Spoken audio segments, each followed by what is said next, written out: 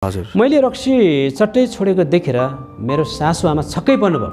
ओहो। किनभने सासु आमा र म सँगै बसेर हरेक साँझ भान्जा र माइज्यू भनेर हामी सँगै रक्सी खान्थ्यौँ। अनि मैले रक्सी छोडेको देखेर सासु आमा छक्कै पर्नुभयो, मेरो श्रीमती छक्कै पर्नुभयो। यो जस्तो जडियाले अचानक जाँड रक्सी चट्टै छोडे, फेरि यो क्रिस्चियन धर्मतिर लागेको छ पनि भन्यो। यो के हो यो? अनि मेरो सासु आमादेखि लिएर मेरो परिवार सबै छक्कै पर्नुभयो। अनि म निरन्तर रूपमा जान थालेँ र मेरो साथीहरू पनि छक्कै परे। साथीहरू मसँग जोडिएर खाने ड्राइभर साथीहरू, अब जबलेस म जस्तै साथीहरू छक्कै पर्यो। हजुर। रोडमा भेट्दा ती साथीहरूले फेरि पनि खाउँ नभनेको होइन हजुर भन्न थाले। धेरैले मलाई रिक्वेस्ट पनि गरे, तर मैले म खाँदिनँ मैले इन्कार गरेँ। हजुर। किनकि म सत्य बाटोमा गइसकेँ, मैले जीवन पाइसकेँ, म बडो नयाँ ठाउँमा गइरहेको छु। त्यस कारणले म अब यो लोकबाट यो कुराबाट चाहिँ म कहिले पनि फर्किन चाहन्न। मेरो लागि यो सकियो। म एकदम ढिप्पी एकदम जिद्दी प्रकारले म त्यसरी गएँ। त्यसपछि साथीहरूले मलाई पछाउन छोडे। हजुर। यो त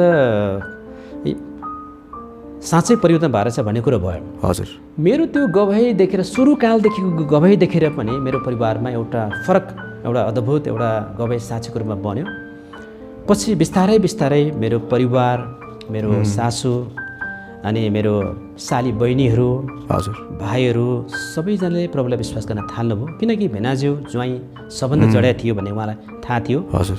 अब भन्नैपर्दा गाउँमा पनि मेरो परिवारमा छिट्टै खेरो जाने, बाँच्ने सम्भावना निकै कम्ती भएको छोराहरू मध्येमा छोरा चाहिँ मै पर्थेँ। बुवाले पनि अब यो केही समयपछि यो जान्छ, अब यो जडे पनि एकदम जडिया छ, रोग पनि छ योसँग, अब हामीले धेरै उपचार पनि गऱ्यौँ, केही पनि भएन, अब परिवारमा खेरो जाने सम्भावित छोरा चाहिँ यही हो भन्ने मेरो बुवाले त्यति बेला भन्नुभएको थियो। हजुर। त्यस कारणले अब धर्म कर्म गर, जाऊ ढोका, लामा गुरुहरूलाई ढोक्नु, स्याक्पो भन्छ, स्याक्पो गर्नु भन्थ्यो।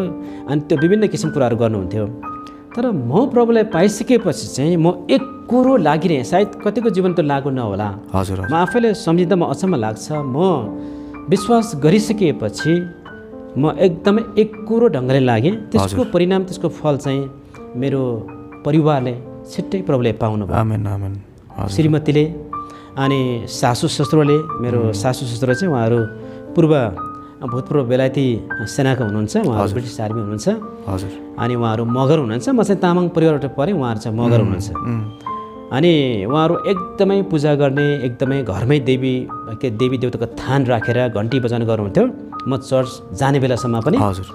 जब म चर्च जान थालिसकेपछि म अचम्म प्रकार निको भइसकेपछि उहाँहरू अचम्म मान्नुभयो, यो भान्जा किन परिवर्तन भयो, भान्जा कसरी परिवर्तन भन्ने कुरा उहाँहरूको ठुलो प्रश्न भयो। त्यो भएपछि बिस्तारै बिस्तारै बहिनीहरू, साली बहिनीहरू आउन थाल्नुभयो।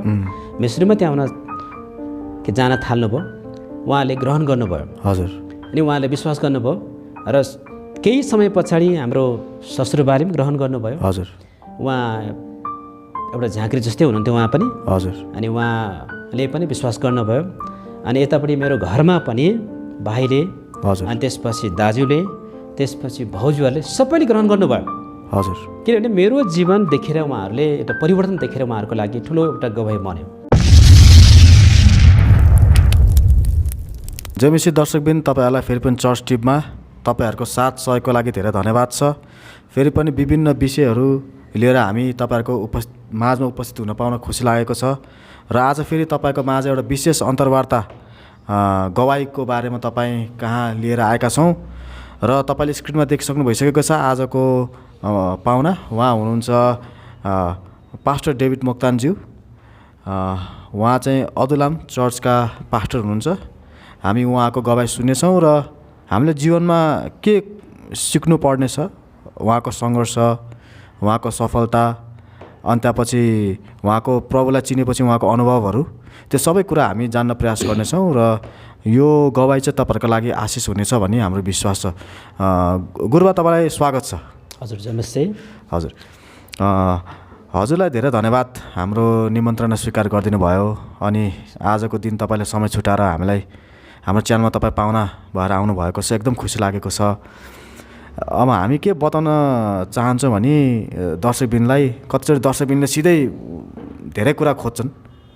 त्यही पनि हामी चाहिँ प्राय गरी केबाट सुरु गर्छौँ भन्दाखेरि चाहिँ कतिचोटि अहिले के गरिरहनु भएको छ त कतिजना चाहिँ दर्शकबिन्दुहरू एकैचोटि जम्प गर्न खोज्छन् कि हजुर एकैचोटि क्रासलाई चिनेपछि के भयो कसो भयो त्यो होइन नि तर अहिले तपाईँले तत्कालै के गरिरहनु भएको छ अहिले हजुर होइन हालसाल अहिले केमा व्यस्त हुनुहुन्छ हजुर हजुर म अहिले तत्काल चाहिँ म सेवकाईमा छु मण्डलीको म एउटा सिनियर पास्टरको रूपमा हजुर सेवकाई गरिराखेको छु र साथै हाम्रो किङडम प्रे टावर पनि छ हजुर हामी प्रार्थनाको युद्धहरू निर्माण गर्ने र साथै आफै पनि प्रार्थनामा निरन्तरमा लागिरहने हजुर र साथसाथै हामी कम्पेस्ड हक नेपाल भन्ने एउटा दैवान्त सेवकाई पनि छ हजुर हामी र म लगायत र मेरा साथीहरू सहकर्मी साथीहरू त्यसैमा हामी यति बेला व्यस्त छौँ र सेवकाईमै हामी निरन्तरमा लागिरहेका छौँ हजुर एकदम खुसी लाग्यो तपाईँले विभिन्न यो दयाको सेवा पनि गर्नुहुँदो रहेछ तपाईँले चाहिँ चर्चको सेवा पनि गरिरहनु भएको छ हजुर अनि अरू विभिन्न सेवाकाय तपाईँले गर्दै हुनुहुन्छ एकदम खुसी लाग्यो तपाईँलाई विशेष गरी कुन क्षेत्र बढी मनपर्छ सेवाकाईमा जस्तो तपाईँलाई पास्टरी सेवाकाई बढी मनपर्छ कि अथवा यो दया देखाउने कामहरू बढी मनपर्छ कि कुन चाहिँ अथवा तपाईँको मनपर्ने क्षेत्र कुन हो हजुर धन्यवाद एकदमै राम्रो र गम्भीर प्रश्न यहाँले सोध्नुभयो मलाई सबैभन्दा बढी बोझ भएको र मनपर्ने सेवाकाई चाहिँ हजुर सुसमाचार अभियान र आत्मा बचाउने हजुर र मण्डली स्थापना गर्ने परमेश्वरको राज्य विस्तार गर्ने सबभन्दा बढी ठुलो बोझ हो र साथसाथै दैवान्त सेवाकाई पनि एकदमै महत्त्वपूर्ण सेवाकाईको रूपमा मैले लिएको छु त्यस कारणले गर्दाखेरि एउटा दयाको सेवाकाई पनि सुरु भएको छ हजुर जुन चाहिँ खास गरी आशाविहीन भएका मानिसहरू हजुर र सडकमा बस्ने र कोही नभएका मानिसहरू जसलाई मानिसहरूले सदाका लागि त्यागेका त्यस्ता व्यक्तिहरू खास गरी मानसिक रूपमा सन्तुलन गुमाएका व्यक्तिहरू अनि आशाहीन भएका व्यक्तिहरूलाई उद्धार गर्ने त्यस्ता व्यक्तिहरूलाई ख्रिस्टको प्रेममा वास्ता फिक्री गर्ने त्यो खालको बोझ त्यो खालको हृदय प्रभुले मलाई दिनुभएको छ हजुर अनि त्यो सेवाकाईलाई पनि म एकदमै महत्त्वपूर्णका साथ म सेवा गरिराखेको छु हजुर हजुरको यो प्रेयर टावर पनि एकदम खुसी लाग्यो यसको बारेमा अलिक बताइदिनु हामीलाई प्रेयर टावर हजुर यो किङडम प्रे टावरको बारेमा चाहिँ यो 2020मा परमेश्वरले हामी प्रार्थना गर्दै गर्दाखेरि चाहिँ प्रभुले यो प्रे टावरको बारेमा एउटा दर्शन दिनुभयो मलाई हजुर किनकि नेपालमा प्रे टावरहरू छन् भन्ने कुरा मैले पनि सुनेको थिएँ खासै त्यति धेरै प्रे टावरहरू छ जस्तो मलाई लाग्दैन छ होला तर पनि मलाई चाहिँ 2020को अन्ततिर परमेश्वरले मलाई एउटा किङडम प्रे टावर सुरुवात गर्ने प्रष्ट दर्शन दिनुभयो त्यो किन दिनुभयो भन्दाखेरि चाहिँ हाम्रो देश हाम्रो मुलुक नेपाल जहाँ चाहिँ अनगिन्ती मानिसहरू अहिले पनि प्रभुमा छैन र खास गरी काठमाडौँ ललितपुर भक्तपुर यो मूर्तिले भरिएको ठाउँ हो यहाँका रैथाने मानिसहरूले खासै प्रभुलाई चिनेको छैन अनि यी मानिसहरूको लागि प्रार्थना गर्ने एकदमै प्रार्थना गर्ने योद्धाहरू जन्माउने त्यसपछि यो देशमा जागृति ल्याउने र विशेष गरी मुक्तिको लागि एकदमै प्रार्थना गर्ने एकदमै शक्तिशाली टिमहरू खडा गर्ने हृदय प्रभुले दिनुभयो ताकि यो देशलाई प्रभुमा छिट्टै जित्न सकौँ देशलाई मुक्तिमा ल्याउन सकौँ र साथसाथै नेपाल र अरू देशहरूको लागि पनि प्रार्थना गर्ने अनि त्यसमा पनि अब कतिपय प्रार्थनाको टावरहरू चाहिँ मोबाइल खालको घुमिराख्नेहरू पनि छन् तर मलाई दिनुभएको चाहिँ अलिक फरक छ मलाई चाहिँ खास गरी काठमाडौँ ललितपुर भक्तपुर सहरका यहाँका बासिन्दाहरू यहाँका मानिसहरूलाई प्रभुमा ल्याउने र सुसमाचारको अभियान तीव्र गतिमा लैजाने र यहाँको मूर्ति तन्त्र मन्त्रदेखि लिएर यी सबै कुरालाई कसरी त्यसको शक्तिको विरुद्धमा एकदमै प्रार्थना गर्ने योद्धाहरू जन्माउने अनि सहरतिर फर्केर जसरी बाइबलमा अप्पर रुम भनेको जस्तै सहरतिर फर्केर हात पसारेर प्रार्थना गर्ने एउटा हृदय मलाई दिनुभयो त्यस कारणले अनि हामीले प्रार्थना गर्दै गर्दा हामीले 2021मा चाहिँ हामीले यो किङडम प्रे टावर हामीले सुरुवात गऱ्यौँ हामीले यो डाँडाबाटै सुरुवात गऱ्यौँ हामीले चाहिँ काठमाडौँको एउटा हामीले हत्तीवन रिसोर्टको डाँडामा हामी पुग्यौँ त्यहाँ पुगेर हामीले प्रार्थना घोषणा गऱ्यौँ र सुरुकालमै हामीले 21 दिन उपवास प्रार्थनाको हामीले कार्यक्रम हामीले आयोजना गऱ्यौँ अनि त्यसपछि एकदमै फल्दै प्रार्थना भयो र जसबाट हामीले अझ धेरै उत्साह मिल्यो अनि त्यो प्रार्थना गर्ने रफ्तार र अहिले पनि जारी छ र हामी निरन्तर प्रार्थना गरिराखेका छौँ प्रत्येक बिहिबार हाम्रो किङडम प्रे टावरको एउटा सानो रुम छ हामीले त्यहाँ प्रार्थना गर्दैछौँ जहाँ विभिन्न चर्चका मानिसहरू पनि प्रार्थनामा सहभागी हुन्छन् यो कुनै सम्प्रदाय कुनै चर्च विशेषको नभएर सबैको लागि खुल्ला स्वागत एउटा प्रार्थनाको केन्द्र हो त्यस अर्थमा हामीले लिएका छौँ र यसमा जोसुकै व्यक्ति पनि प्रार्थनाका लागि आउन सक्छन् उपवाससहित हामी त्यो हिसाबले हाम्रो प्रार्थना सेवकाई हाम्रो निकै अगाडि बढ्दैछ र हाम्रो लक्ष्य भनेको चाहिँ हामी काठमाडौँको डाँडामा हामी 10 रोपनीभन्दा बढी जमिन हामी लिएर हामीले प्रे टावर साँच्चीकै रियल प्रे टावर बनाउने त्यसपछि जहाँ गरिब दिन्दुखीहरूलाई पनि पालन पोषण गर्ने सेवा गर्ने हामीले लक्ष्य लिएका छौँ र हामीले त्यो घोषणा गर्दैछौँ। प्रभु असम्भव भनेको केही पनि छैन। साँच्चीकै नेपालको एउटा नमुना प्रे टावर हामी सुरुवात गर्दैछौँ। त्यसको लागि नै अहिले हामी सुरुकालमा छौँ। हामी निरन्तर प्रार्थनामा लागिरहेका छौँ र यसमा हामीले देखेको दर्शन एउटा पूर्व दृश्य चाहिँ यो प्रे टावरमा चाहिँ राष्ट्रिय रूपमा र त्यसपछि अन्तर्राष्ट्रिय रूपमा पनि प्रार्थनाको योद्धाहरू पर्यटकहरू एकदमै धेरै विभिन्न देशहरूबाट पनि प्रार्थनाका लागि आउनेछन्। हामी त्यसको लागि ठुलो दर्शनका साथ हामी सुरु गर्दैछौँ। त्यसले गर्दा यसले हामीलाई निकै उत्साह दिएको छ। त्यो प्रकारले अगाडि बढ्दैछ अहिले हाम्रो प्रे टावर। हजुर, एकदम खुसी लाग्यो तपाईँको यो सेवाकाईहरू जस्तो एक प्रकारले चाहिँ गरिब दिनदुखीमाथि दया देखाउने, त्यसपछि सुसमाचार सुनाउने, अनि यो प्रेयर एकदम महत्त्वपूर्ण छ। यो सबै सेवाकाई एकदम महत्त्वपूर्ण छ। यस्तो खालको सेवाकाई गरेर कारणले गर्दाखेरि त तपाईँले कसैबाट सुसमाचार सुन्नुभयो होला, कसैले तपाईँको लागि प्रार्थना गर्दै होला होइन, कसैले चाहिँ तपाईँमाथि चाहिँ दयाको काम गर्दै होला कुनै इसाईले। त्यस कारणले गर्दाखेरि पनि तपाईँले चाहिँ प्रभुलाई चिन्नु सकेको होला अथवा त्यस्तो केही हुनसक्छ। अब हामी चाहिँ अलिक भित्र जाउँ। जस्तो यो तपाईँले येशू ख्रीष्टलाई चिन्नुभन्दा अगाडि पनि जुन अवस्था हुन्थ्यो नि हाम्रो, हजुर, त्यसमा जान चाहन्छु। अहिले चाहिँ कस्तो थियो तपाईँको लाइफ? येशू प्रभुको बारेमा सुन्दाखेरि तपाईँलाई पहिलोचोटि कस्तो लाग्यो? समाजको वरिपरि कोही क्रिस्चियन भएका थिए होला, तिनीहरूलाई देख्दाखेरि हजुरलाई कस्तो लाग्थ्यो?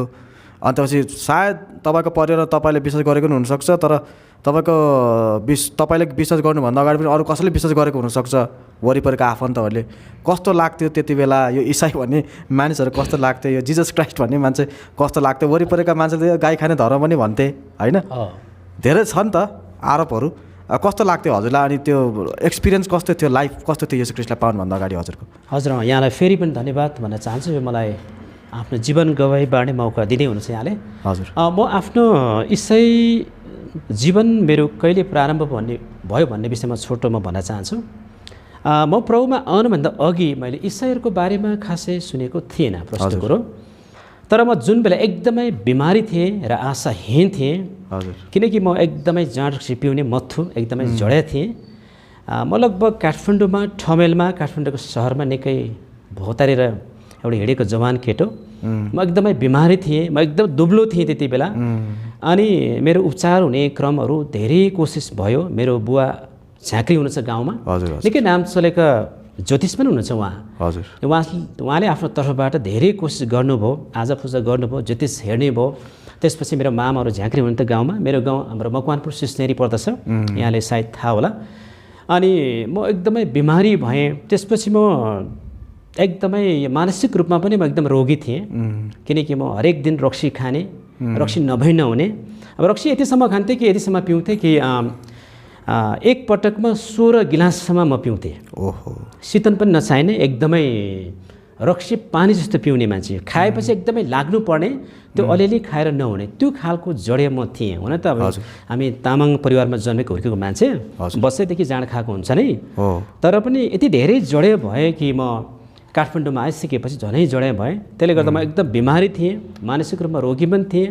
त्यसपछि म बिमारी हुँदै गर्दा मेरो उपचारका लागि विभिन्न ठाउँमा जाने कोसिस पनि गरेँ। जस्तै मलाई आमा बुवाले, त्यसपछि बुवाले, गाउँको चाहिँ आफन्तहरूले धेरै लामा झाँक्री फुक्नेदेखि लिएर कुखुरा बाख्रा काट्ने सबै काम गर्नुभयो। त्यसपछि पनि केही नभएपछि उहाँले मेरो बुवाले मलाई के सल्लाह दिनुभयो भने अब काठमाडौँमा जाऊ, हामी जस्तो भए पनि हामी बौद्ध मार्गी अथवा बुद्ध धर्म मान्ने भएको हुनाले बौद्धमा गएर बिजोड बत्ती बाल्नु, स्वयम्भूमा जानु, बत्ती बाल्नु भन्ने बुवाले मलाई सल्लाह दिनुभयो। जस्तो एकछिन रोकौँ। जस्तो मलाई चाहिँ के जान इच्छा भयो भने, जस्तो हामीलाई त लत लाग्छ नि जुनै पनि कुराको, हजुर होइन? तपाईँ पनि एक प्रकारको लत लागेको देखिन्छ एकदम।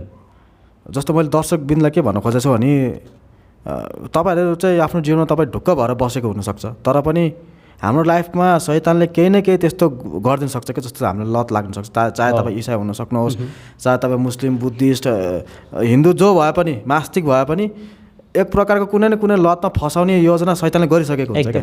जस्तो तपाईँलाई चाहिँ कसरी यो लतमा फसाइयो?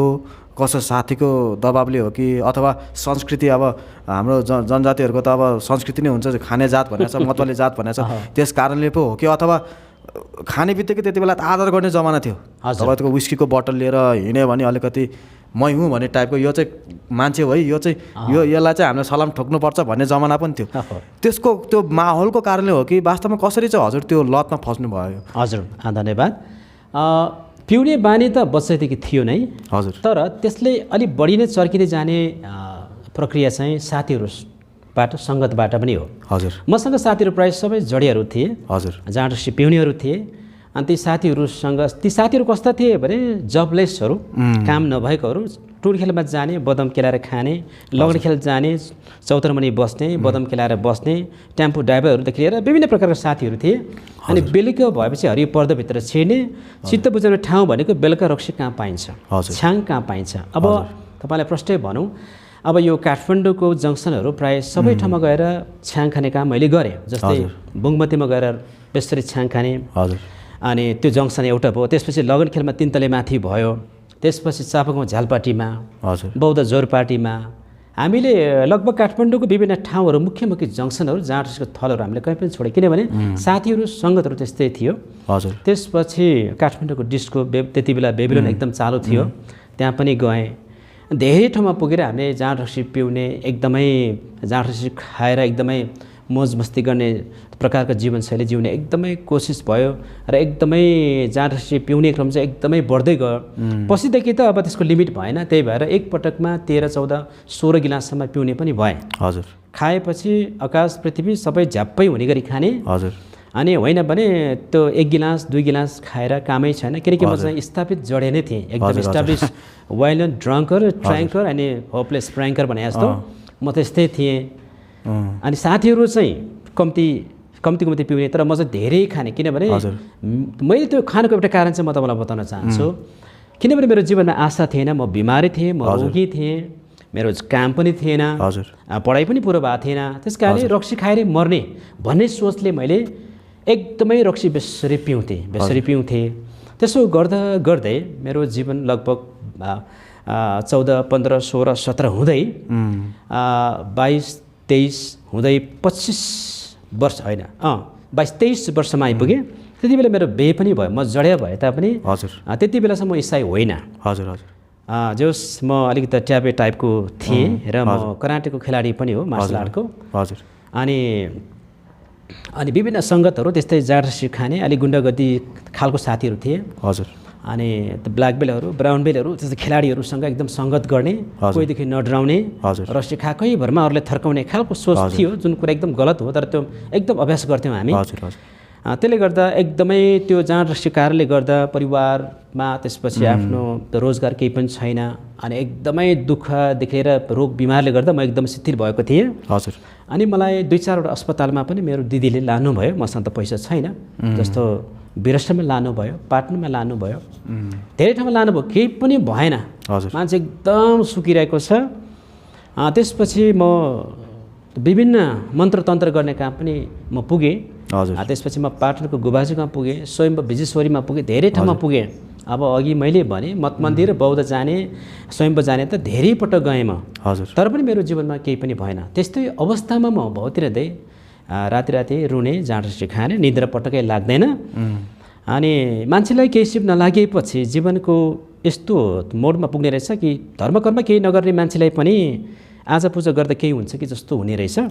अनि मलाई बुवाले के भन्नुभन्थ्यो, बिहानै उठेर सूर्यको पूजा गर, एउटा फोटो लिएर राख कोठामा भन्नुहुन्थ्यो। मैले त्यस्तै गरेँ। म जडे जस्तो मान्छेलाई पूजासुजा मतलब त थिएन, तैपनि बाउले त्यति भन्नुभएको हुनाले मैले कोठामा एउटा सरस्वती केहीको पूजा फोटो ल्याएर कोठामा झुन्डाएँ र बिहान उठेर फुल चढाउने त्यो पनि गरेँ, केही होला कि भनेर। तैपनि मेरो जीवनमा सुधारहरू कहिले पनि भएन, त्यस्तै भए। तर एक दिन म यसलाई मैले कसरी प्रब्लम पाएँ भनेर म लान चाहन्छु। एक दिन म ठमेल गइरहेको थिएँ एकजना साथी भेट्न। हजुर, म अलिकति गर्छु है त। जस्तो तपाईँले भनेको कुरालाई अलिकति रिफ्रेस मात्रै गर्ने। हजुर। जस्तो तपाईँले के भन्दै हुनुहुन्थ्यो नि, तपाईँको जीवनमा चाहिँ एकदमै तपाईँलाई चाहिँ निराश थियो। हजुर। होइन, तपाईँ चाहिँ मर्न चाहनुहुन्थ्यो। हजुर। अनि मर्नको लागि तपाईँले रक्सीलाई प्रयोग गर्दै हुनुहुन्थ्यो। एकदम। तपाईँले जीवनमा आशा गुमाइसक्नु भइसकेको थियो। हजुर। अनि त्यसपछि अब तपाईँ सकेसम्म मर्न चाहनुहुन्थ्यो। एकदम। होइन, एकदम।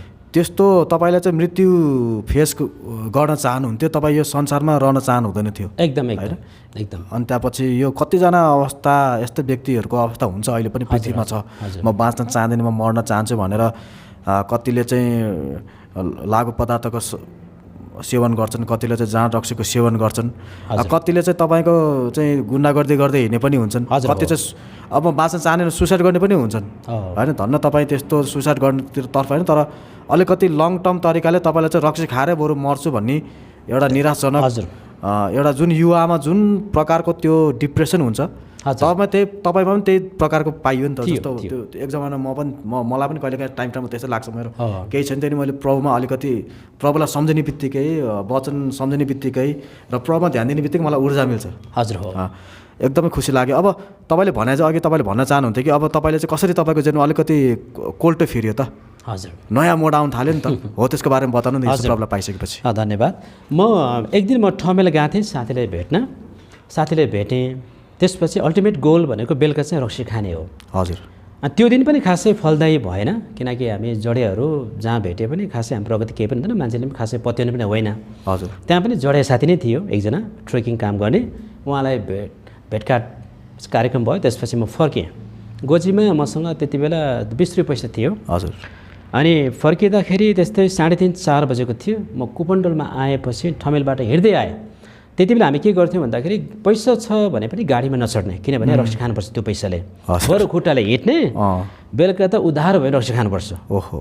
अनि हरेक दिनको गोल चाहिँ त्यही हो, ठगेर हुन्छ कि साथीले झुकाएर हुन्छ कि बाँकी राखेर हुन्छ कि रक्सी चाहिँ खानै पर्ने। त्यो दिन मसँग 20 रुपियाँ पैसा थियो।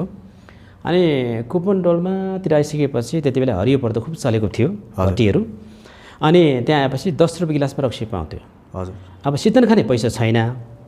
अनि एकदमै जडेहरूको चाहिँ बानी के हुन्छ भने शीतन पनि चाहिँदैन, रक्सी पनि बिस्तारै खाने होइन, स्वाट्टै तान्ने हो, नभए लाग्दैन।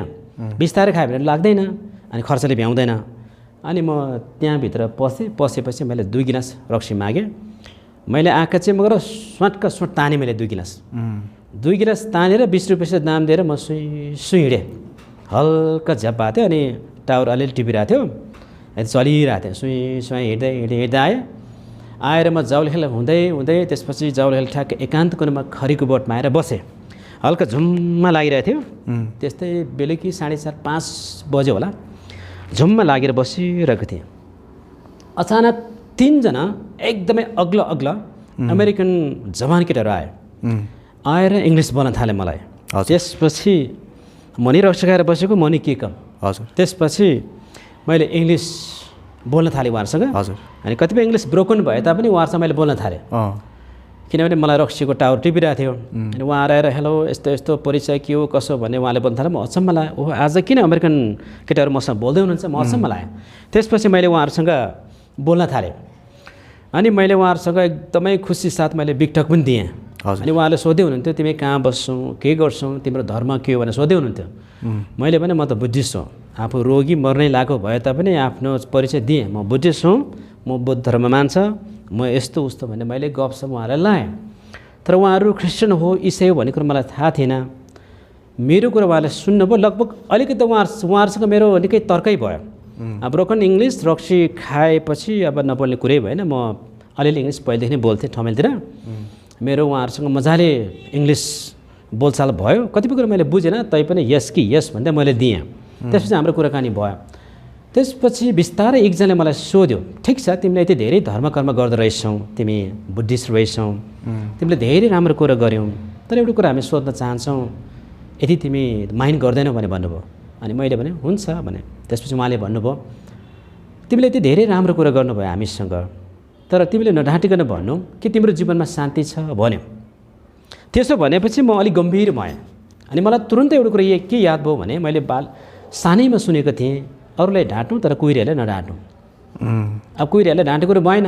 अब म त बिमारी छु, रोगी छु, त्यही बिमारी रोगी आशाहीन भएर रक्सी पिइरहेको मान्छे, अब कुहिरेलाई के ढाँट्नु। अब मैले सिधै भने मसँग शान्ति छैन, म बिमारी मान्छे हो, धेरै वर्षदेखि म रक्सी खान्छु, अनि म अहिले पनि म रक्सी खाएर बसिरहेको छु, मेरो हृदयमा शान्ति छैन मैले भने। जब मैले त्यो भने, त्यो भन्ने बित्तिकै उहाँहरूले जिजस क्राइस्ट भनेर उहाँहरूले एउटा असल मित्र हुनुहुन्छ भनेर उहाँले कुरा सुरु गर्नुभयो। त्यसपछि म सिरियसली उहाँहरूको कुरा सुने, कति बुझेन तैपनि मैले उहाँहरूलाई सुनेपछि उहाँले मलाई येशूको बारेमा जिजस क्राइस्ट चाहिँ एकदम राम्रो मित्र हुनुहुन्छ, जो चाहिँ तिमीलाई असल जीवन दिनुहुन्छ, तिमीलाई शान्ति दिनुहुन्छ र तिमीलाई एकदम माया गर्नुहुन्छ। उहाँ जस्तो असल मित्र अरू कोही पनि छैन उहाँले तिमीलाई एकदम प्रेम गर्नुहुन्छ भन्नुभयो। त्यसपछि मैले सुन्दै गएँ। त्यसपछि मलाई सानो सानो किताबहरू दिनुभयो उहाँले। अनि अहिले बुझ्दा त्यो सुसमाचारको ट्र्याक्सहरू रहेछ। अनि गिदोन बाइबल त्यति बेला उहाँले मलाई दिनुभयो। हजुर, मैले पहिलोचोटि येशूको नाम सुनेको उहाँहरूबाट र पहिलोचोटि बाइबल त्यो पुस्तक मैले पाएँ उहाँहरूबाट। त्यसपछि मैले त्यो हेरेँ। उहाँहरूसँग कुराकानी गर्दा गर्दै म भित्र एक किसिमको शान्ति आनन्द सुरुवात भयो। अरू बेला म अब कहाँ जाने के गर्ने, अब जतिसक्दो छिट्टै मरेदेखि राम्रै हुन्थ्यो, अब केही छैन यो संसारमा, जीवनै एकदमै कस्तो भार भइसक्यो जस्तो लाग्ने मान्छेलाई जब उहाँहरू तीनजनासँग कुराकानी गर्दै नै म भित्र एक किसिमको आनन्द, कता खुसी, कता भित्रबाट रमाइलो, एकदम रमाहट मलाई लागिरहेको छ। त्यसपछि उहाँहरूले मलाई धेरै कुरा बताउनु भयो। त्यसपछि यदि तिमीले साँच्चै येशूलाई आफ्नो मित्र प्रभु भनेर स्वीकार गर्यौ भने तिमीले नयाँ जीवन पाउँछौ, तिमी निको हुन्छौ भने उहाँले सुनाउनु भइसकेपछि मैले भने यस, म यदि जीवन पाउँछ, मेरो जीवन राम्रो हुन्छ भने म जान्छु भने। अनि कुराकानी गर्ने क्रममा त्यसपछि उहाँले मलाई त्यसो हो भने भोलि बिहान 9 बजे भेटौँ र अहिलेको लागि हाम्रो यो समय यो कुराकानी यहीँनिर रोकौँ भन्नुभयो। त्यसपछि उहाँहरू आफ्नो ठाउँमा जानुभयो। म जुरुक उठेर त्यति बेला म बागडोल बस्थेँ। आएर म घरमा आएँ। त्यसपछि मलाई बाटोमा एकदम खुल्दुल लागिरहेको छ, खुसी लागिरहेको छ मलाई। आज के भयो मैले अचानक आज तीनजना खयरले मलाई भेटेँ। त्यसपछि उहाँहरूले एउटा राम्रो कुरा गर्नुभयो, केही हुन्छ क्या हो जस्तो लागिरहेछ मलाई बाटोमा। घरमा आएँ। त्यसपछि म आएर चुप्लाएर बसेँ। परिवारलाई कसैले भनेन, मनभित्र पुरा कुरा खेलिरहेछ उहाँहरूको विषयमा, किनभने खैरीहरूसँग बोलचाल गर्न पाउनु, भेट्न पाउनु एउटा खुसीको कुरा जस्तो पनि लाग्यो। अनि उहाँहरूले मलाई भोलि बिहान 9 बजी भेट्नु भन्नुभएको छ। त्यसपछि बेलुकी खानासाना खाएर परिवारले नभनिकन सुतेपछि राति 1 बजे म बिउजेपछि मलाई उहाँहरूको झल्झली आयो। ओहो, हिजो खैरी साथीहरू भेट भएको छ, उहाँहरूले मलाई निकै माया गर्नुभयो हिजो, म जस्तो मान्छेलाई, म जस्तो जडियालाई, हजुर, म जस्तो मर्न लायकको मान्छेलाई किन होला, केही चाहिँ छ पक्कै पनि, केही नयाँ कुरो हुन्छ क्या जस्तो पनि लाग्यो। त्यसपछि मलाई उहाँहरूले कहिले भेट्नु जस्तो लाग्यो मलाई, कहिले बिहान हुन्छ, कहिले 6 बजे जस्तो पनि लाग्ने। मनमा कुरा खेल्दा 5 बजे म उठेँ, मुखसुख धोएँ। अनि परिवारहरू पनि छक्कै पऱ्यो, आज यो किन छिटो उठ्यो भनेर उहाँहरूले सोचिरहनु भएको थियो। त्यसपछि उठेपछि चियासा खाएर अनि अब कोइलीहरू टाइममै हिँड्छ भनेर म त्यति बेला थाहा थियो। नेपालीहरूको चाहिँ टाइमको ठेगान छैन। अब कोइलीहरू त टाइममै हिँड्छ। उहाँहरूले मलाई 9 बजे बोलाउनु भएको छ, म त 8:30मै पुग्नुपर्छ भनेर म 8 बजेपछि घरबाट हिँड्दै सुरु गरेँ।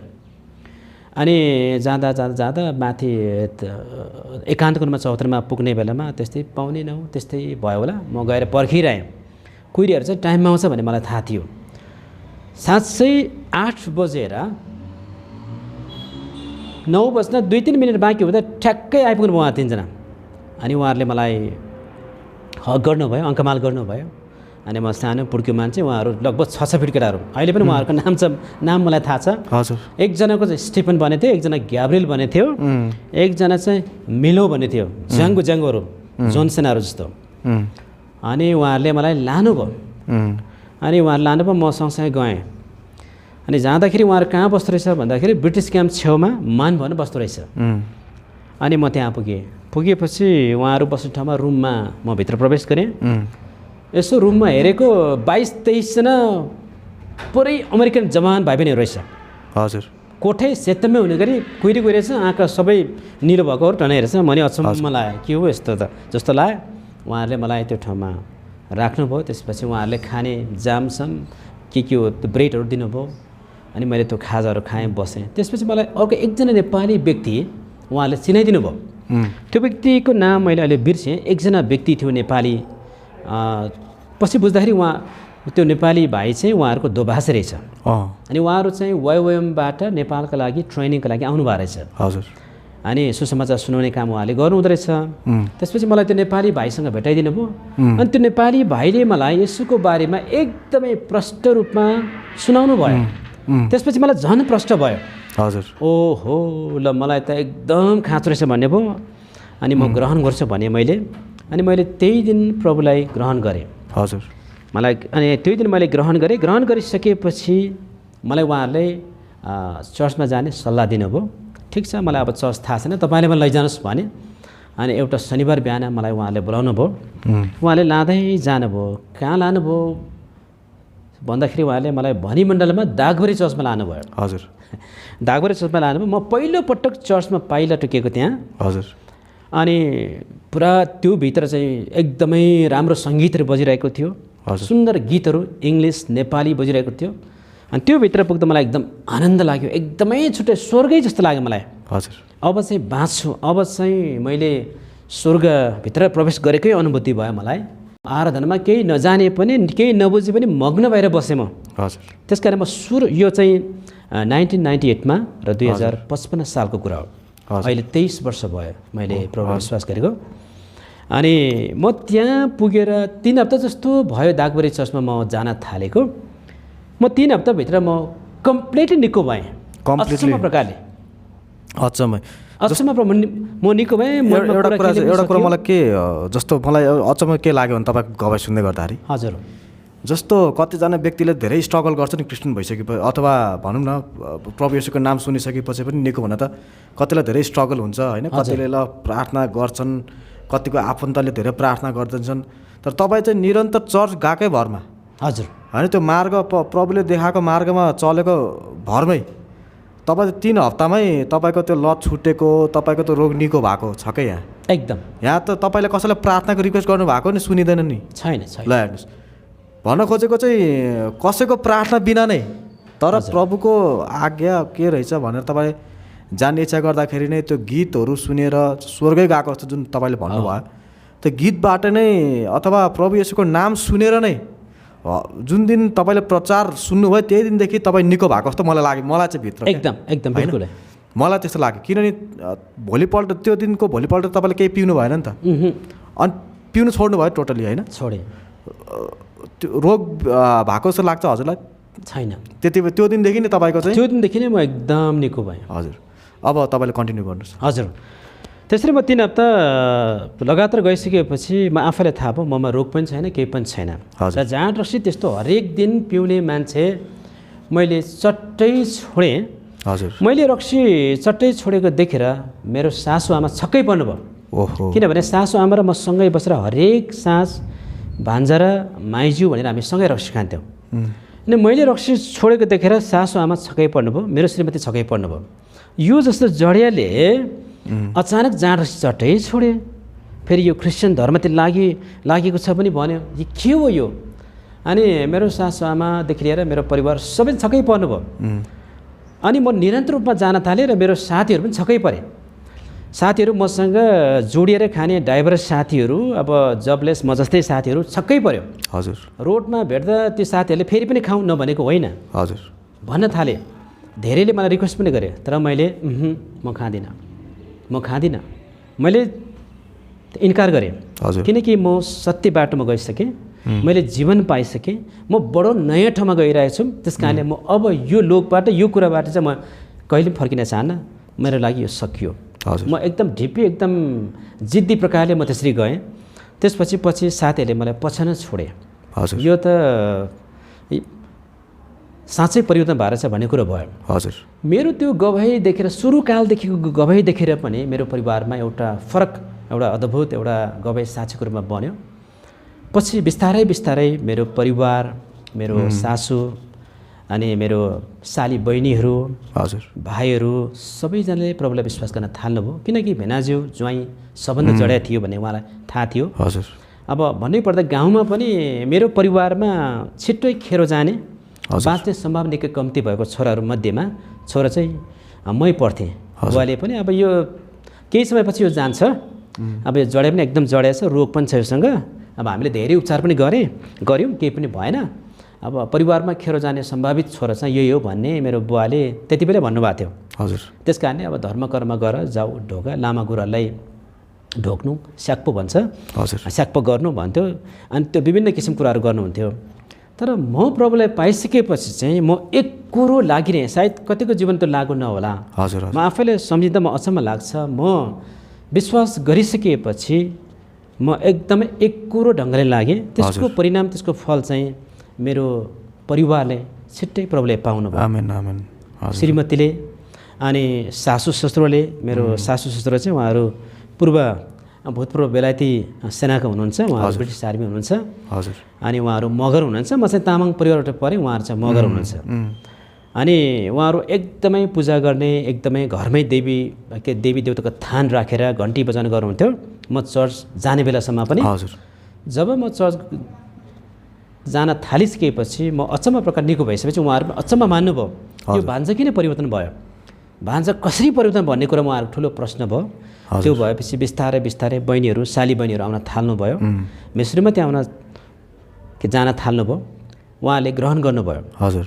अनि उहाँले विश्वास गर्नुभयो र केही समय पछाडि हाम्रो ससुरबारी पनि ग्रहण गर्नुभयो। हजुर। उहाँ एउटा झाँक्री जस्तै हुनुहुन्थ्यो उहाँ पनि। हजुर। अनि उहाँले पनि विश्वास गर्नुभयो। अनि यतापट्टि मेरो घरमा पनि भाइले, अनि त्यसपछि दाजुले, त्यसपछि भाउजूहरूले सबैले ग्रहण गर्नुभयो। हजुर। किनभने मेरो जीवन देखेर उहाँहरूले एउटा परिवर्तन देखेर उहाँहरूको लागि ठुलो एउटा गवाही बन्यो। हजुर। मेरो गाउँमै सबैभन्दा मथु जडेहरू मध्येमा म एकजना एकदमै पर्छु। सिरियसली जडे हो म त्यो लुक लाइक जडे मात्र होइन, एकदम इस्टाब्लिस जडिया, रियल जडिया। धेरै पटक गाउँले साथीहरूले फर्पिङदेखि रक्सी खाएर जाँदा बाटो हिँडेर बोकेर गएको घटनाहरू पनि छ।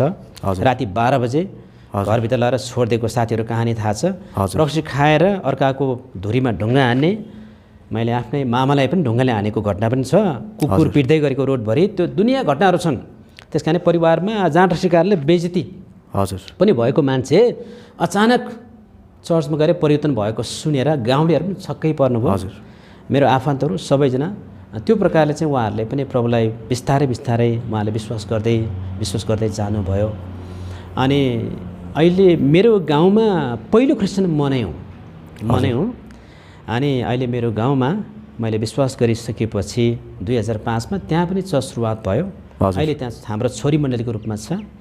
अनि मसँगै नारी र एकदम टक्कर गरेर रक्सी खाने व्यक्ति अहिले त्यहाँ पास्टर हुनुहुन्छ। ओहो। जसलाई मैले नै प्रभुमा सुसमाचार सुनाएर भनेपछि तपाईसँग कम्पिटिसन गर्ने व्यक्ति। हजुर, मसँगै हामी यो काठमाडौँ ठाउँमा सबै जङ्सनमा हिँडेर रक्सी खाने व्यक्ति हुनुहुन्छ। उहाँ झ्यालपाटीमा, बुङमतीमा, खोकनामा, बौद्धमा, लगनखेलको 3 तले घरमाथि सँगै बसेर रक्सी खाने व्यक्ति उहाँ नै हुनुहुन्थ्यो। उहाँ मभन्दा 2-3 वर्षको जेठो हुनुहुन्छ।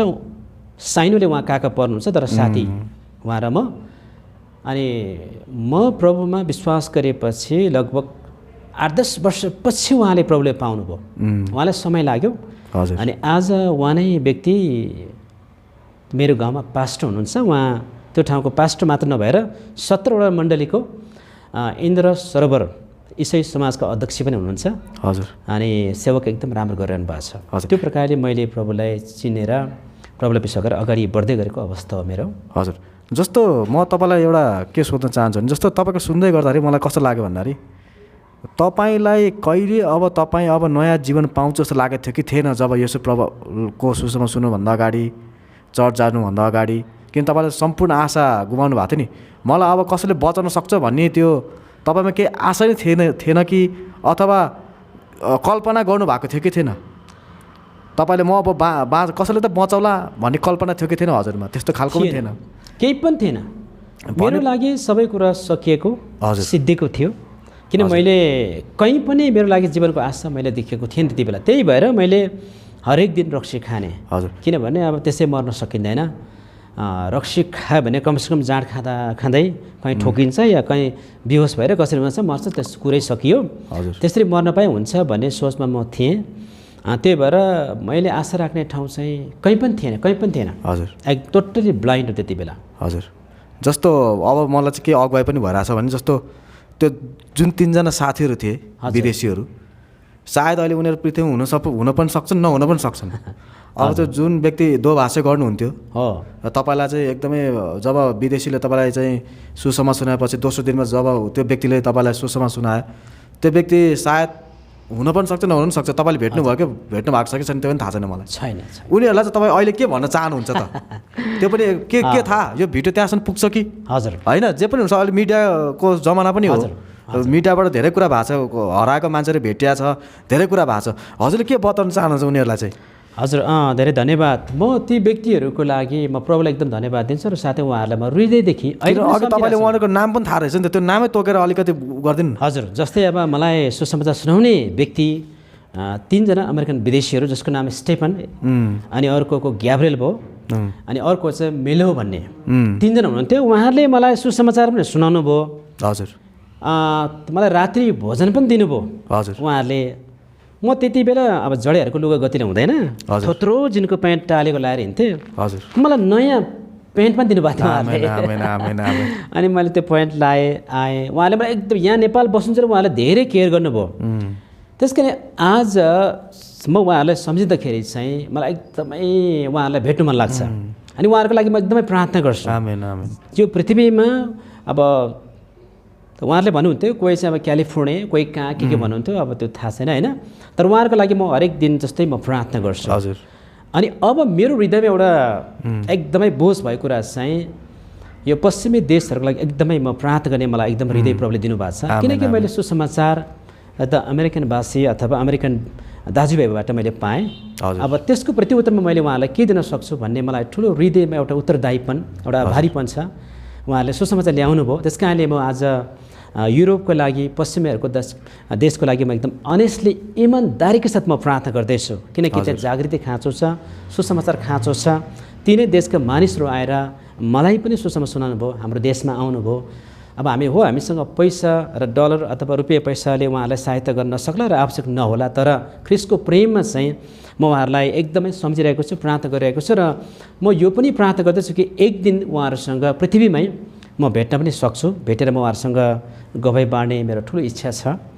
त्यसले गर्दा उहाँहरूको लागि अनि एकदमै प्रार्थनामा सम्झिरहेको छु मैले।